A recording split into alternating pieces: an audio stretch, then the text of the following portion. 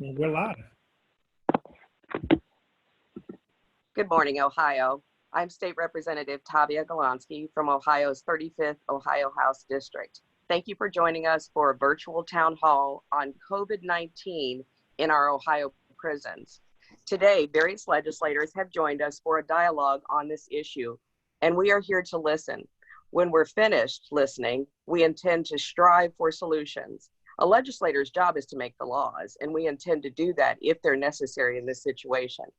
To set the tone, unfortunately, I need to let all of you know that the Akron Beacon Journal reported just this morning that 55-year-old Richard Nesby from right here in Akron, Ohio, lost his life to COVID-19.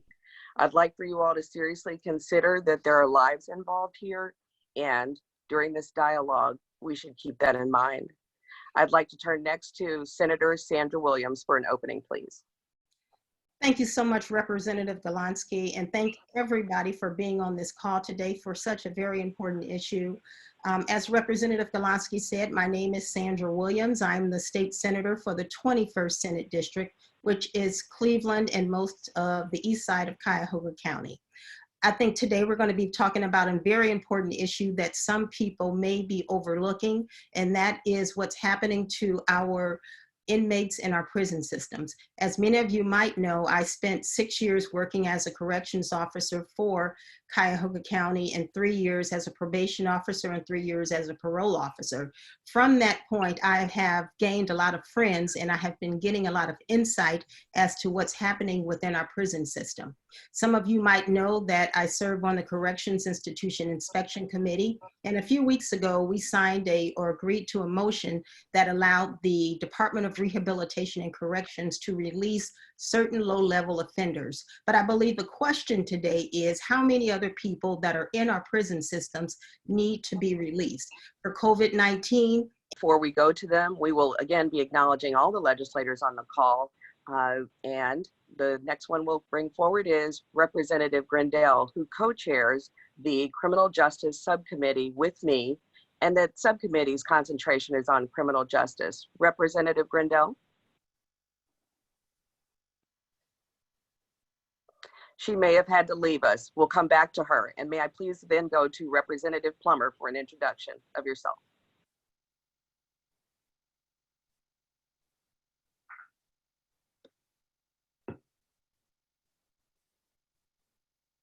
All right. Diane Grindell was Perfect. able to get back on the line. Somehow it was dismissed, so I'm back on.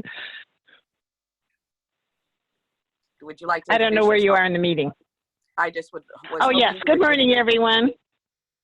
good morning. Yes, good morning, everyone. Thank you for attending the virtual hall meeting, and special thanks to our moderators, Representative Golonsky and Senator Williams, who helped push this along.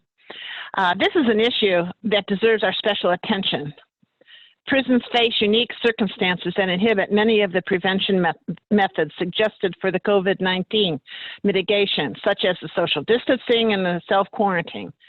I and my colleagues, Representative Plummer and Representative Golonsky, have had the unique opportunity through the Criminal Justice Subcommittee on Criminal Sentencing to discuss many issues regarding our prisons. Now, we are yet again faced with an important question that requires a thoughtful solution. How are we going to address COVID-19 in our prisons? We just, in seeing our own Marion Correction Facility has become one of the largest COVID-19 outbreak locations in the nation. This is an issue that needs to be addressed quickly. So we should go forward, and I look forward to finding solutions. Thank you. Thank you so much, Representative Grindell. I'd like to turn next to Representative Plummer, if you were able to join us for an introduction.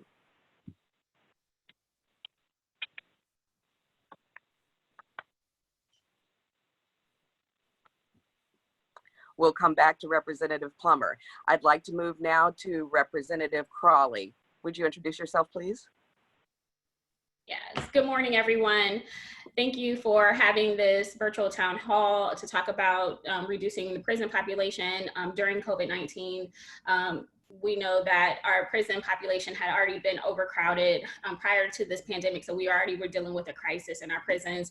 And now with this pandemic, it just has heightened this issue. And so I sit on the the Correctional Institution Inspection Committee with Senator Williams. And during this time, I have been working with partners like the ACLU, DRC, the Governor's Administration, and others to try to find some solutions to this pandemic, and either releasing prisoners or making sure that we have guidance and guidelines for our staff so they can stay safe and healthy as we navigate this phase.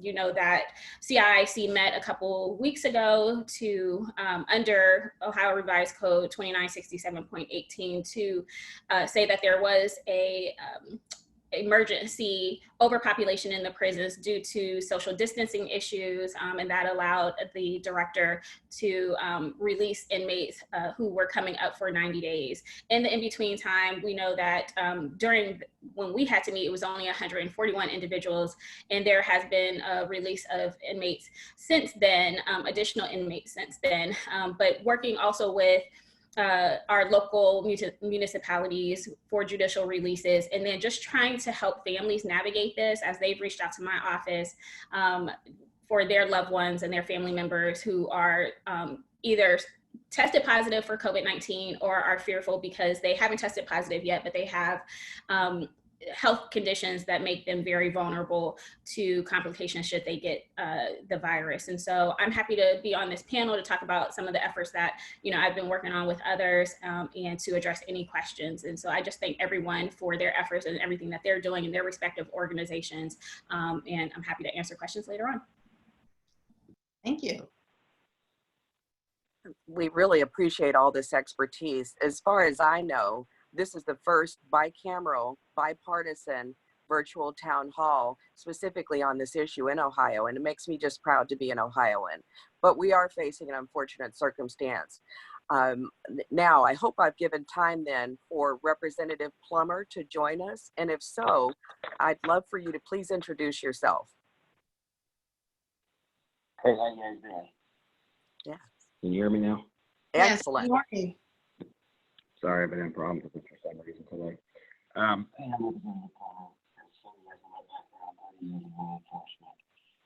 We can't really hear you, Representative. You can't hear me? Now we can hear you. Now, Okay. now we can. Okay, can you see me? No. No? Okay. All right, so we'll continue. All right, so I have 30 years experience in law enforcement, you know, ran a large county jail, so have some history with incarcerated populations and understand the needs and, you know, the potential risk there. So, you know, thanks for letting me be on this conference call with you guys. I've talked to some of the leadership team, got some statistics and data from them on how they're doing and, you know, what they're up against. So I'll be happy to share all that with you guys later.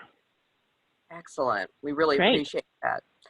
I just want to make sure before we move to our panelists, if she's on the line, Representative House, I'd like to give you a moment to introduce yourself. If not, I'll go on to Chastity Bowman. Representative House? All right, looks like Representative House. Okay, then I'll turn it on to, if she joins us, please let me know and we'll introduce her. And now I'd like to introduce Chastity Bowman, Ohio Organizing Collaborative. Please go right ahead. Hello, everyone. Thank you for this time that you have shared with us, to be with us, to hear our concerns. My position here today is to speak on my husband, who is incarcerated here in Ohio's prisons, and the things that we are facing, and some of the other things that the other families are facing here in Ohio, the things that we are trying to relay that we want, and concerns that we have concerning COVID-19 within the prisons.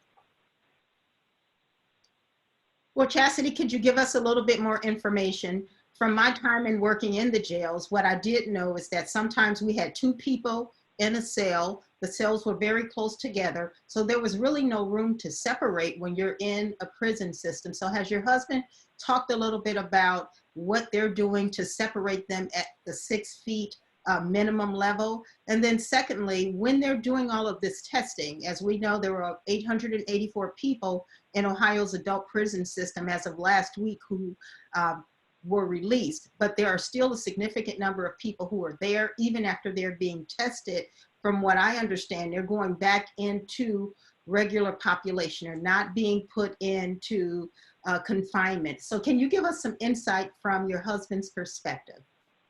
So my husband is at a level 4 facility, so they are single man cells. However, the problem that we're having here is there's not regular testing going on. So you have people that are sick and they are showing symptoms, they have fevers, they have coughs. To get the virus. And so I'm happy to be on this panel to talk. Sorry. They are sick and they are showing symptoms, and they are still in movement with recreation. They don't have access to PPE. They've only had one mask and they received that about a month ago. So as we know that they only have so much life to them. The other thing that we are also he is also experiencing is the essential workers and correctional officers do not have proper PPE and they're not required to wear it and they're not wearing it properly. And so that is posing a potential threat. He has chronic asthma, so he is really, really fearful of contracting COVID-19 because it could be potentially fatal for him. Also, what they are seeing in there, they don't have access to soap as an item that they don't have to purchase from commissary. So they have to purchase soap from commissary. Hand sanitizer is not available. And the problem with purchasing it from commissary is that commissary has been closed for about a month now. So anything that they have as far as soap and things like that, they have to share amongst themselves or they're selling it amongst themselves. So those are the issues that we are facing and looking at. Excellent. Thank you. Mm-hmm. Thank you so much for your perspective. We're fortunate to have your window into what is exactly going on as far as possible and potential solutions, current and in the future. I'd like to turn now to Gary Daniels of the ACLU of Ohio. Mr. Daniels. Thank you, Representative Golonsky, and thank you everybody for participating in this. Our friends at Ohio Organizing Collaborative and Policy Matters Ohio for putting this together, legislators for taking time out of their busy day to participate and share their thoughts, and all the other participants. I'll be brief and just say that currently, right now, Ohio is facing a prison crisis unlike any other in Ohio's history. And this is a true emergency situation and gets worse by the day. As of yesterday afternoon, we have 19 deaths among those incarcerated in Ohio's prisons. 3,769 of them are infected with COVID-19, and those are only the people that we know about right now. 383 staff are infected, and 2 staff members have passed away as a result of COVID-19. And 24 of our 28 prison facilities are under quarantine. So this is unlike anything that we have ever seen before here in Ohio. And this is going to take a lot of cooperation and a lot of agreement going forward to deal with this, both in the extremely short term, the near future, and hopefully changing things systemically as we go forward with our prisons, our jails, and our related facilities.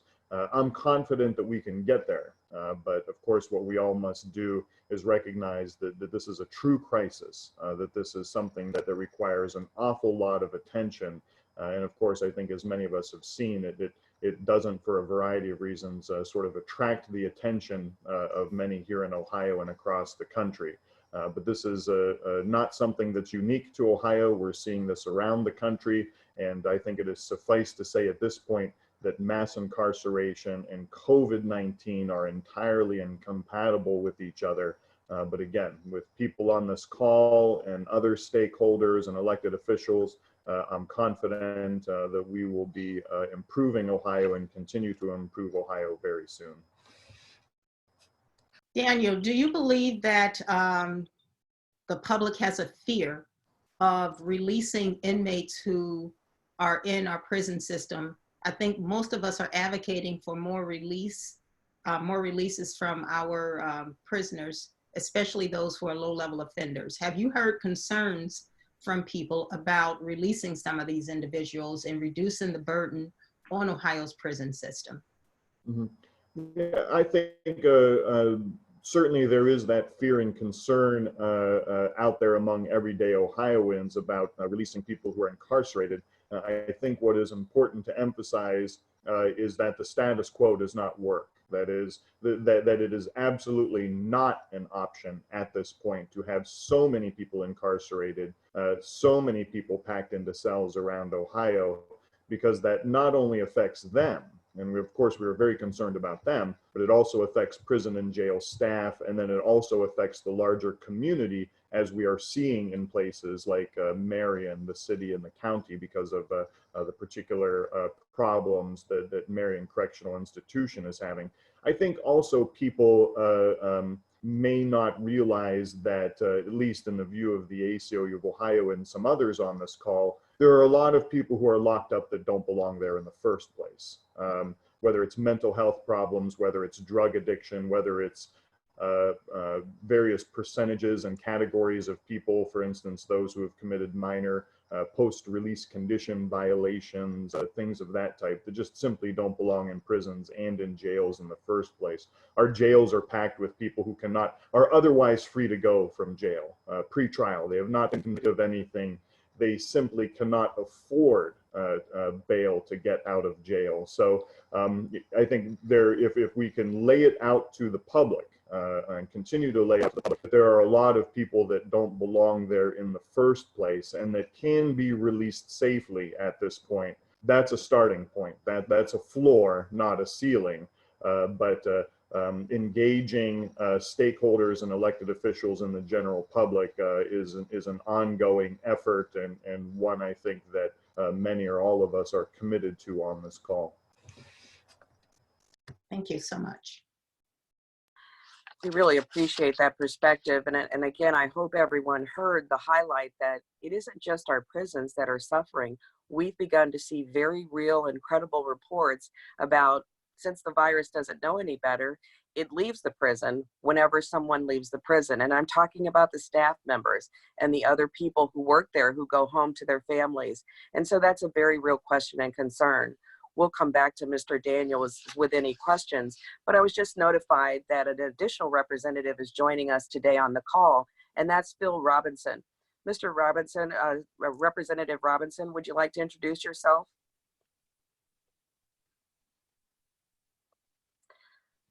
Thank you. Since we weren't able to hear from Representative Robinson, but it's important for you all to know that your legislators care and they're listening, and I'm really pleased at the numbers of them who are now joining this call. Moving on then to our panelists, I'd like to introduce and hear from Pete Van Leer from Policy Matters Ohio. Pete, would you like to introduce yourself and begin your presentation?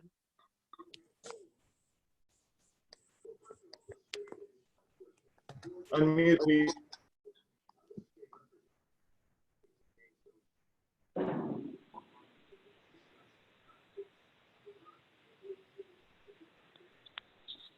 Mr. Daniels, Pete, did you want to say something? You're muted.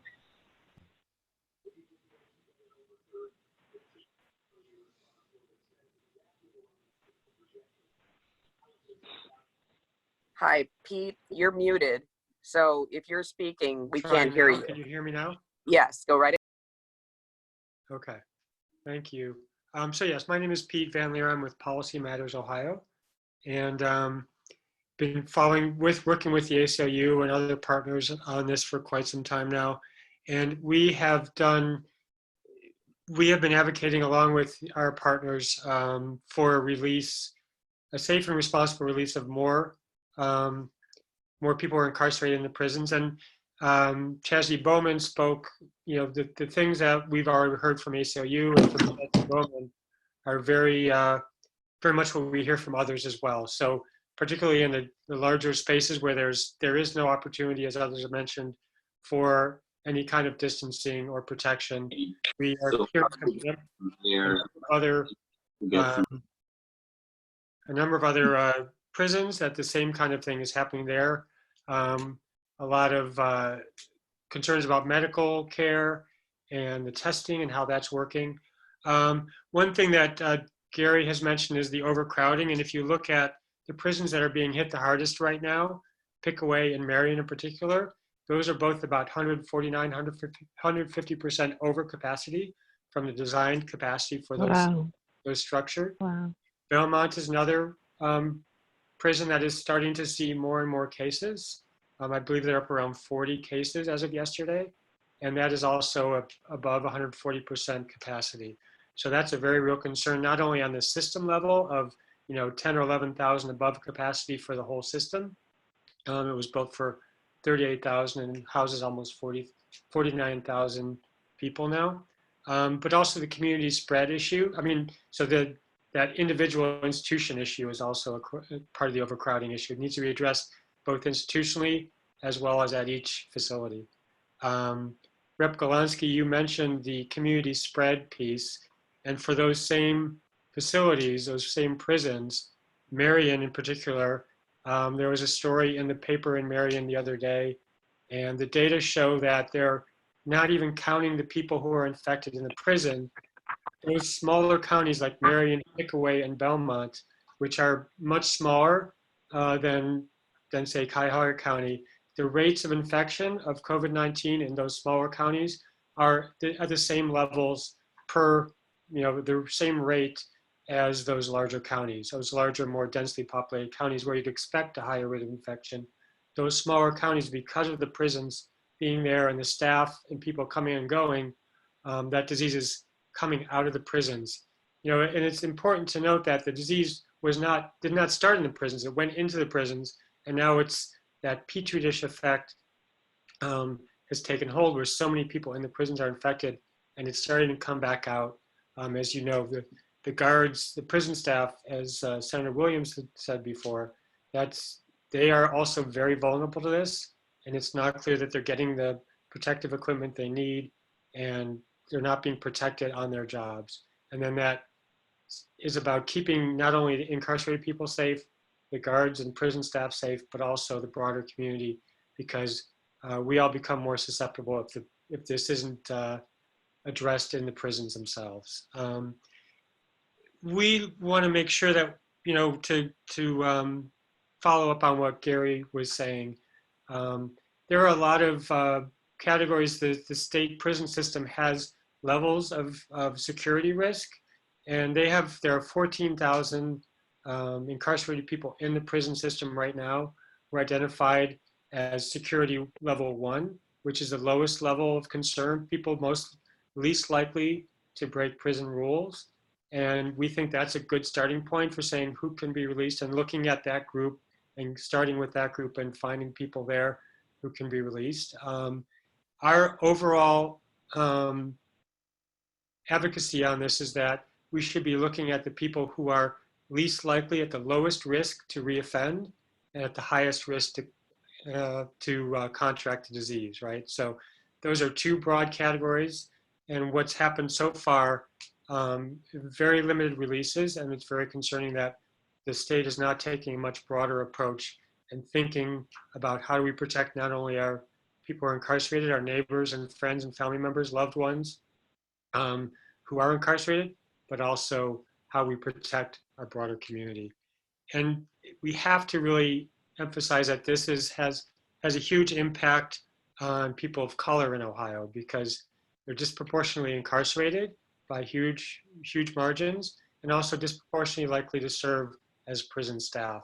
So here, once again, we're seeing the systemic issues that have long afflicted our communities of color, and it's playing out in real time here.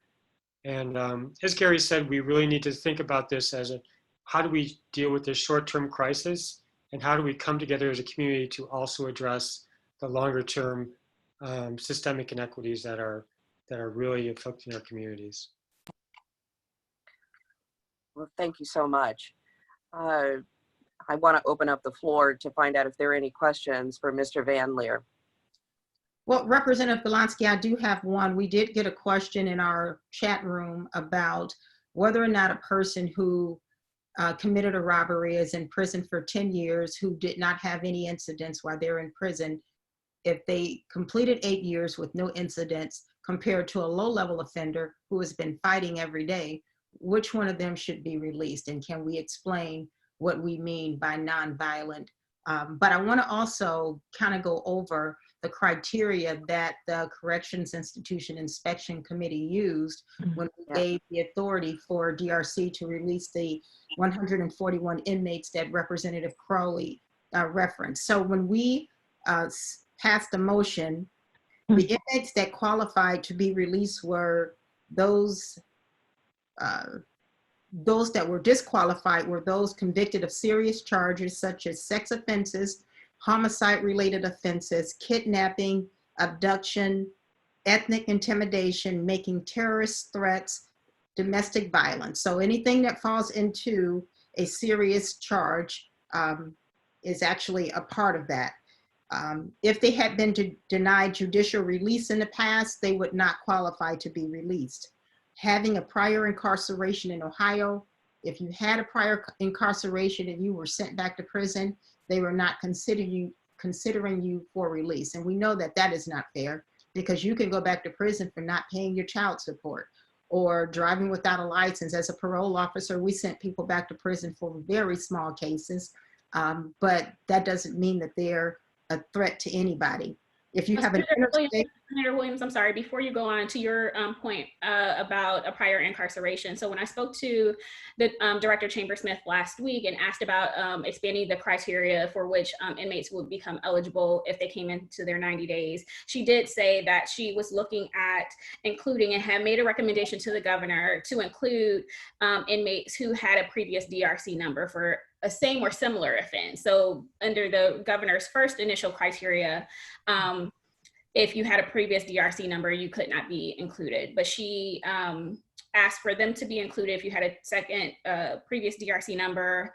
Also, if you had like detainers or warrants for misdemeanors, reaching out to the local municipalities, asking the judges to release those for misdemeanors, as well as like multi-state. So if under the first criteria that CIIC was looking at, and then the governor added some additional layers on top of that, then a couple weeks later, the director, in order to make sure that more people could become eligible for early release under 2967-18, she expanded that to include previous incarcerations. That's good. I'm just going over what we initially did, and it's good to see that they are making some progress.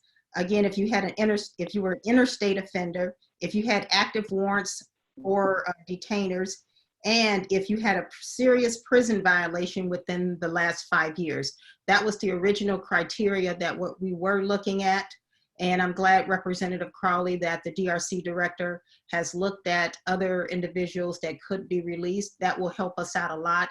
As you all know, the Ohio Legislative Black Caucus for the last several decades, I've been there over 20 years, and before that, have been advocating for the release of prisoners because of prison overcrowding. So can someone talk to the other populations they believe should be released from our prisons? So, if you could just clarify for me, who looks at the record, who decides at the end the final decision on this? What is the procedure? Based on what the director of the Department of Rehabilitation told us in our CIIC meeting, her and her staff are looking at the people who are incarcerated, and then they're making the recommendation to the governor. Does the judge who sentenced them, does that judge have a say? Would someone like to answer that? So if I could speak on that really quick. So here's the thing that we're having an issue with. So right now there are 49,000 people who are housed in ODRC. Their numbers say that 33,000 of those are considered violent offenders. So if we're differentiating between violent and non-violent, that's where we're going to have the problem. Because usually when they go up for parole for the first time or they go up for judicial release the first time, they're denied. So that goes back to the county who decides that. You have a very large portion of people who are eligible for judicial release, but they're being denied judicial release. So when you put that stipulation in there, that automatically takes them out of the number of people who can be considered eligible. So what we feel like is fair is if you have the population that is eligible for judicial release, which is a great population, and they've completed 50% of their time if they're considered low level, or 80% of their time considered high level, they're already eligible to go home. They only have like 1 to 2 years left on their sentence. So we feel like that is a fair ask because they're already going home.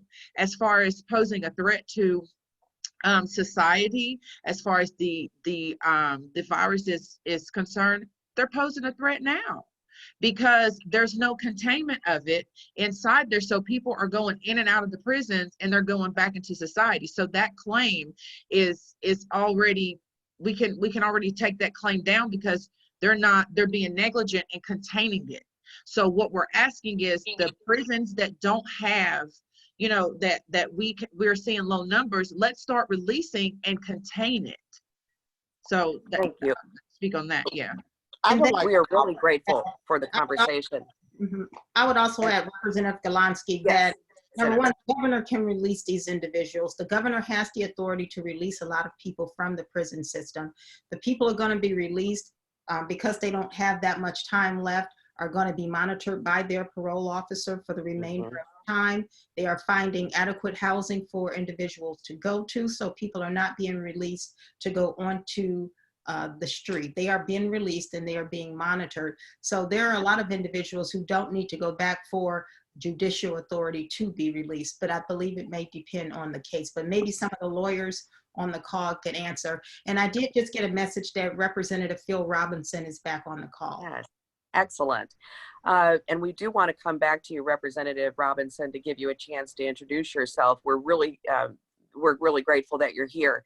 Again, my job is to keep us on time. And so I feel that I do want to hear from Gary Daniels of the ACLU with regard to some of the questions, but I think we at least need to have an introduction from our remaining partners who are on the call. So can I please go to Carter Stewart, the Law Enforcement Action Partnership? If you're on the line, please introduce yourself. Yes, I'm here. Thank you very much. I first want to commend the elected officials on this call. I think Ohio has been at the forefront of addressing the COVID crisis, and this call is a representation of that. So thank you for holding this in the first place. I'm a former federal prosecutor, so I come from this from a public safety lens, and I strongly believe that the public safety decisions we make today are going to impact our public safety status in the days and months and years to come. I think I'm stating the obvious when I say that this is not going to be the last pandemic. This will happen again.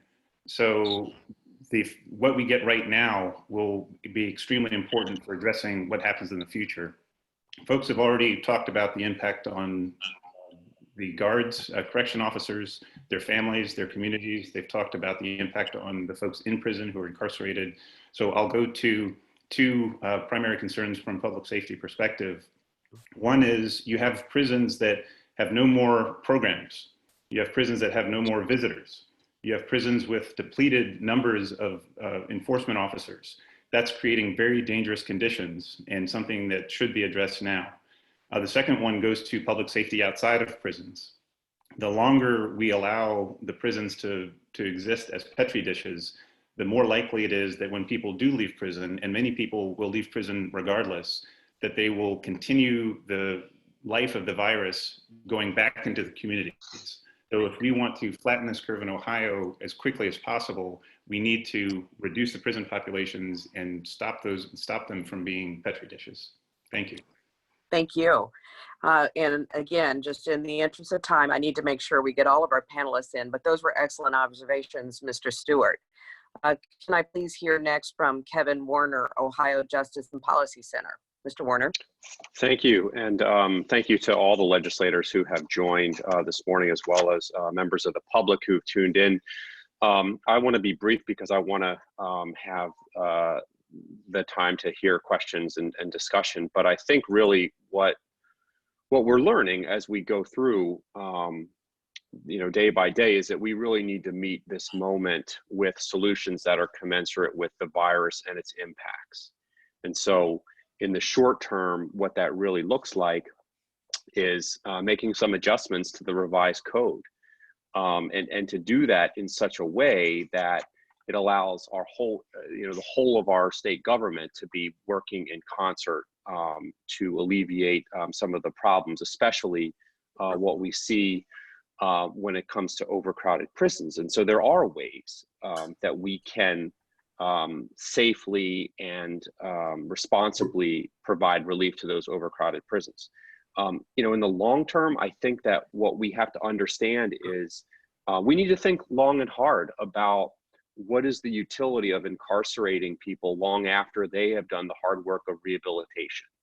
And so I know this may not be, obviously we're always concerned about the public safety, and we're always concerned about the health of individuals who are incarcerated, but sometimes when we label someone a violent or a non-violent offender, we're missing so much of what that person has done to change their life while incarcerated. So from a policy perspective, OJPC is really much more about, yes, we need to look at individuals who are low risk of recidivism, AKA they have done the hard work of rehabilitating themselves, and B, who are at high risk of complications when they contract the virus. And so as we look ahead, the immediate thing that we think makes a lot of sense is to give our judges a little bit more discretion, to give them a little bit more leeway when they look at that judicial release statute. So some quick examples might be a provision that applies when the governor has declared a public health emergency that lasts more than 10 days and relates to an infectious disease. That would certainly help at this moment. A second might be a provision that allows any court to modify any sentence at any time for good cause shown. Let's give some discretion back to the judges and let them make those decisions. Perhaps in this moment, maybe what we should have is a presumption in favor of granting a modification or a stay or a suspension for any inmate, prisoner who's over the age of 65, who has documented medical risks, and who is not serving time for certain kinds of crimes. I mean, those are some simple solutions that we can take to the legislature today and say, hey, how about we consider these? How about we have conversations about this? So thanks very much for letting us be a part of this. Excellent. Any questions? Yes, excellent. Yeah. All right, then.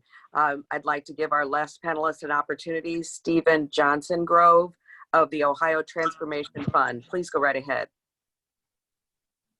Thank you, and I hope you can hear me okay. Yes. I've had a little audio problem this morning. Yeah, I really don't have a lot to add. Just that, just to reiterate, we really want to focus on the governor's power to reprieve. I think the legislature has done somewhat of a good job, and especially the CIIC with its powers under 2967-18. There are some limited categories there, and it looks like the governor, unfortunately, went even narrower than the statute unnecessarily. Now is the time for the governor to do a more bold action with the support of the legislature, but it's really in the governor's hands to be able to move at the scale and speed that we need. And that means issuing reprieve. Reprieve is really the tool that needs to be done now. And I want to be clear that that can mean two things. The governor can issue a reprieve, which means people are let off of incarceration and they are put on probation or parole, post-release control, some sort of supervision. So they're out in the community, they have a parole officer, but they're staying at home or with a family, something like that. There's another kind of reprieve, which is being talked about in the federal court level. Some are familiar with the Elkton Federal Prison, which got a major order last week due to a lawsuit.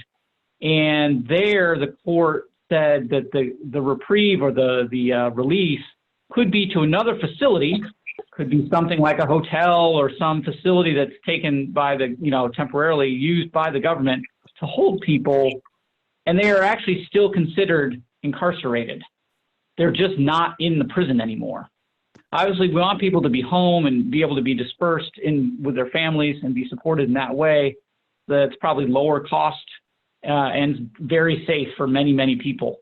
But there is another way to depopulate the prisons as well, and that involves this other kind of reprieve and release at another place. In Ohio, we have a mechanism called transitional control, which is something like this. It's not exactly this, but it could be used in this way.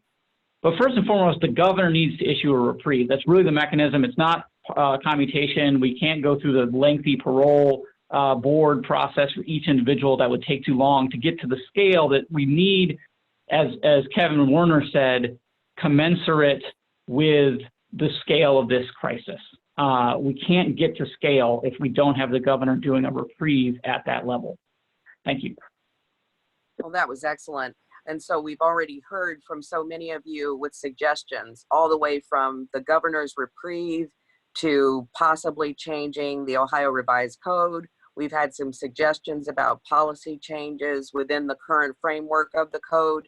And then also, let's remember as legislators, one of the main things we do is we write letters to the people that matter to let them know that we care about this issue and that we think there need to be changes. So within our own caucus and also within the Ohio Legislative Black Caucus, we're able to do things from today forward. And I think we need to consider that. Now we've come to the portion of our virtual town hall where we open it up for questions from the media and also from the public. Representative Galansky, has Representative Phil Robinson come back on yet? I believe he said he was on the call. Excellent question. Representative Robinson? And here's a good time for me to let you know, if you're not talking, you should mute yourself. If you can speak, you need to unmute yourself so we can all hear from you. And I did just see a note that Representative Robinson is on the call. Is he able to speak?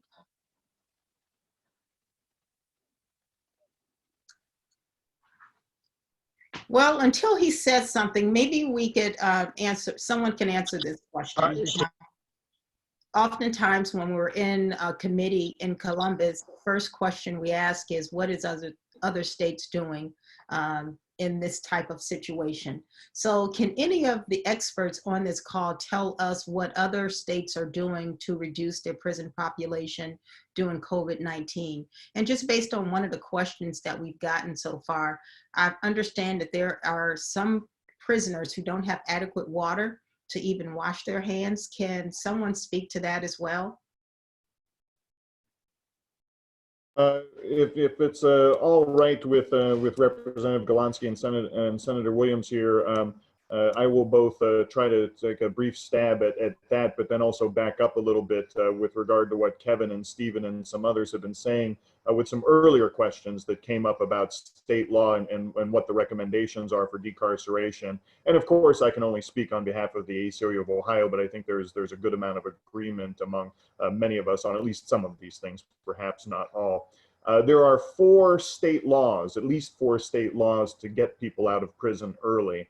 But they are inefficient. They are clunky. They restrict far too many people. They are not meant, quite simply, for a COVID-19 time or situation. And so we need to think much broader about how we accomplish this.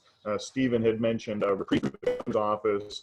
What the ACLU of Ohio primarily advocates is for this to be treated as a public health crisis, and for Director Acton and Governor DeWine to act accordingly, whether we agree with them or not. And that's not the point of this call. We have seen the state of Ohio use its powers under a public health crisis to shut down businesses and private entities, to shut down schools, to do a variety of things with regard to medical care, to do some things with regard to the primary election. But we haven't seen these broad state powers under a public health context used it all with our prisons and jails. And we think that's a way that this can be addressed quickly and needs to be addressed quickly with regard to this.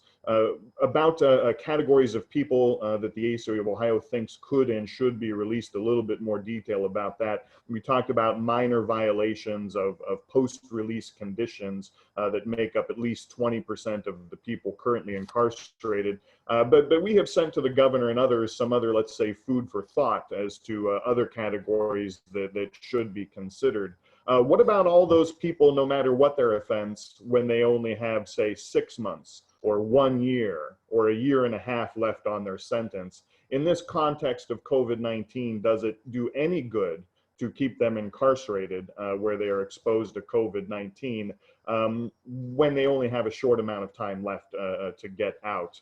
The amount of people that are there for felony drug crimes. The number one reason, as I had mentioned earlier, people are in Ohio prisons are because of drug possession crimes, and that is certainly something to look at. There's the obvious solutions and suggestions that people have given about people who are health compromised or of a certain age. Some of these overlap. But what we need to do is have this larger conversation with government officials about all of the categories that can be done. And I think it was Pete that had mentioned earlier, this is not just a system-wide problem. This is something that needs to be addressed institution by institution, prison by prison, to reduce risk, and then also so people can be treated when COVID-19 breaks out behind bars. What was discussed earlier was judicial release, and I know we're getting a lot of questions about judicial release and CIIC's role and everything else. One of the big problems with judicial release is there are so many judges in non-COVID-19 times who do not release people. It's a rarity for people to be released under the judicial release statute. And we don't know what all judges around Ohio are going to think about judicial release as some of these things start landing in their courts and in their laps. Are they along with the program? Have they bought in that this is a crisis and we need to get people out of prison? Or are we going to see them continue to be very resistant on the idea of releasing people through judicial release? My suspicion is it's going to be a little bit of column A and a little bit of column B.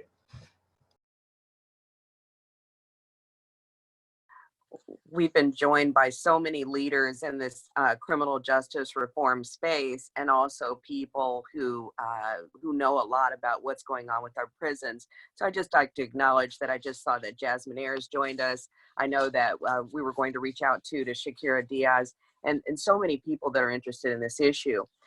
Thank you, Mr. Daniels, for your excellent replies with regard to the questions we've had. And I turn it back over to Senator Williams and with regard to fielding more questions from the public and also from the chat room. Thank you. Thank you so much, Representative. I do want to acknowledge that Representative Stephanie House, the president of the Ohio Legislative Black Caucus, is on again with Representative Phil Robinson. Representative Crawley, could you talk to us a little bit about your legislation that you have dealing with criminal justice reform in the prison systems? Well, the legislation that I have been working on pre-COVID-19 was anti-shackling of pregnant women.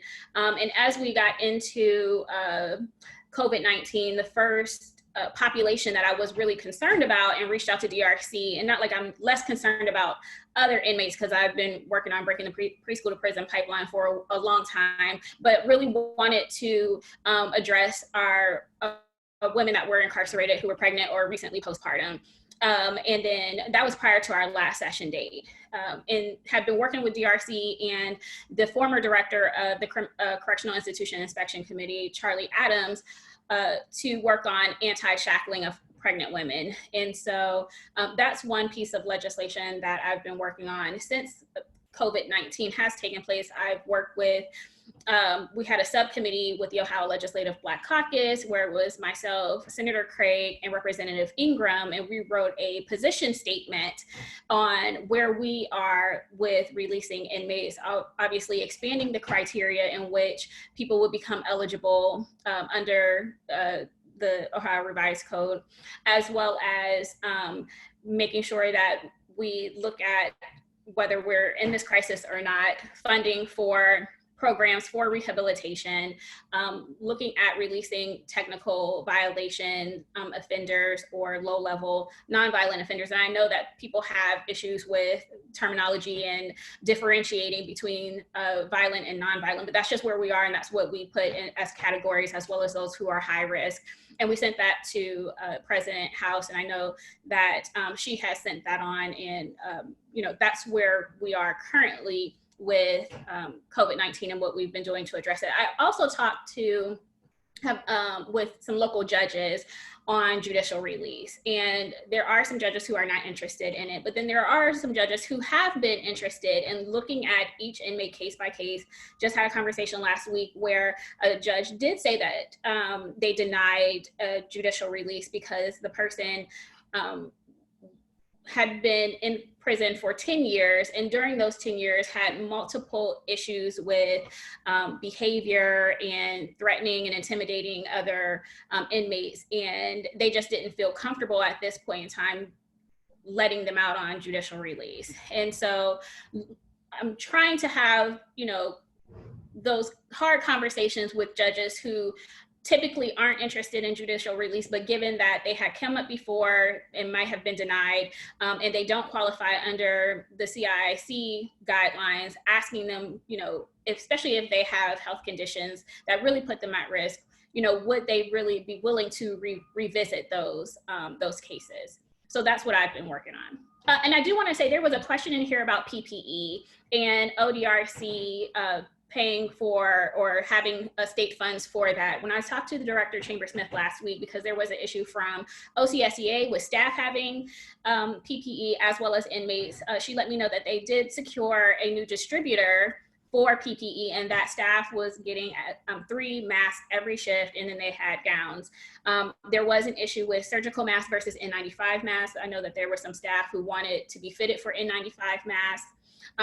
And so they do have some N95 masks, but what they're giving out now are surgical masks, and they are still working with Battelle to sanitize the people who do have the N95 mask. So I did want to answer that question that was in the chat.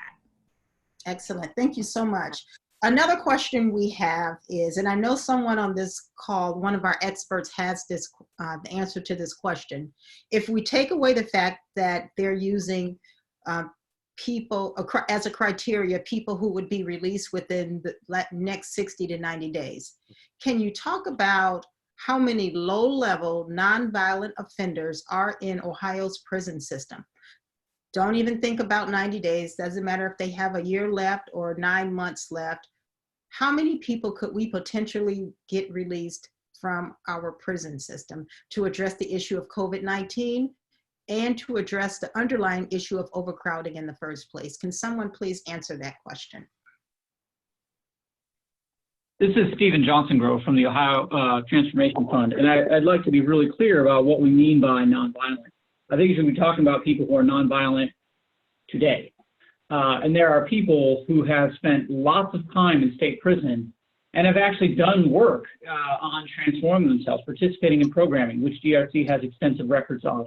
Not getting lots of tickets for violence inside. You can get a ticket in prison for like stepping over a line or sleeping the wrong direction on your bunk. So that's not the kind of tickets I'm talking about. I mean, there are definitely people getting tickets for violence inside. So if you set those aside, again, there are a security threat level system already in place in DRC. And so if you start at level 1, that's 14,000 people at the lowest level. Those are the kind of the squeaky clean folks who are doing the best performance inside. And you can certainly look for those folks and identify people who are ready for release, who may have committed, yes, an offense of violence a very long time ago. But I think it's artificial to use the term nonviolent to mean someone who committed an offense a long time ago, one offense a long time ago, and has done a lot of work, perhaps decades of work, to transform themselves. So, to the question asker, I'm not exactly sure. And it's important to me, I think it's important to many on this call, to be as generous as we can. We have to protect the public, and we have to protect the lives of these people in prison. None of these people who pled guilty or were sentenced by a court or a judge at some point signed up for death sentences. None of them. there's very few, I mean, there are certainly people on death row in Ohio, but there's very few of those. Of the 49,000 people, the vast majority of those people did not agree to death sentences. And it is incumbent upon us as people, leaders in this state, to take ownership for the fact that they don't deserve that death. We can talk at the level of 14,000, or even if you look at security level 2, that's another 16,000. There's a lot of people ripe and ready for release, I think, and reentry ready that should be considered in that level. Thank you for that. Representative Crawley, both you and I have received a question for someone. Since we gave DRC the original authority through the motion that we passed a few weeks ago, how many people besides the first 141 people have come to us for release? And my quick answer to that is, once we passed the motion, we gave DRC and the governor the authority to use that criteria so they don't have to come back to us every time they want to release people.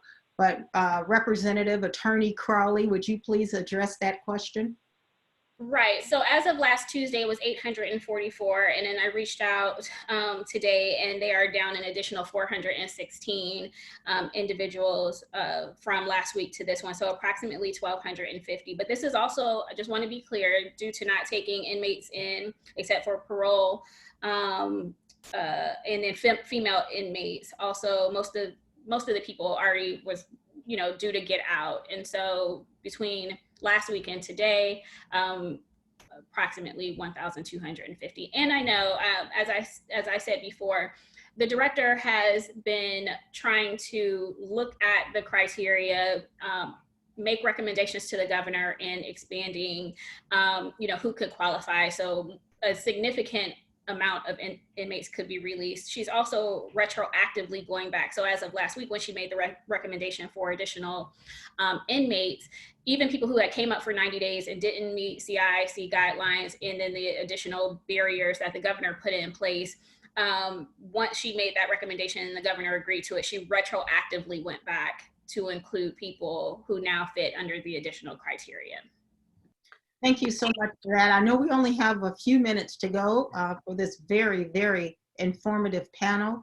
Someone has asked us whether or not there are hotels or apartment building owners who are willing to rent out their properties to house some of the inmates. That way they will be out of the prison system, but still being confined somewhere where they can be closely monitored.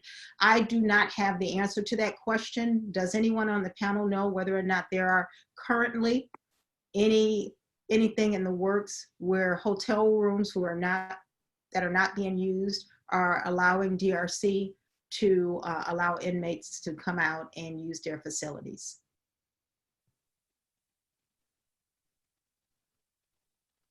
I'll take a shot at that, Senator. This is Rep. Plummer. Okay. I don't know of any. I think our best bet there would be look at halfway houses where there are some security structures in place. I think they have several empty beds. There's a small cost to that, but your security infrastructure is going to be your main cost at hotels. Mm-hmm. I'd like to ask you guys one thing. We need to look at process. So we got an emergency here. What process? How many people are vetting the 47,820 inmates in our prison to see who can qualify to get out early? We really got to look at process and expedite this thing if we want people out. We got a lot of great legislative solutions, but as we all know, the legislative process is so slow. Mm-hmm. This epidemic will be over before we even get anything to its third hearing. So let's look at process. So my jail, my new sheriff released half our people in our jail, over 400 inmates. I don't feel any less safe in my community with 400 inmates now out and about. I don't feel any less safe. So we can do this, but I think we really got to dig into process. How many people are vetting these inmates? So they vetted the 60-year-old plus inmates. 78% of those cannot be released due to murder charges, violent charges, sexual charges. So they did a good job vetting that bucket of people. So what's the next bucket? So you got to see what I'm saying. We just got to expedite the process of vetting people. Excellent job, Representative Plummer. I'm so grateful to everyone here on this call. We are all limited by Zoom and the fact that we only have 1 hour. know this, we will continue this in part 2 of our virtual town hall on COVID-19 in our prisons. And I'm grateful for everyone for being on the call.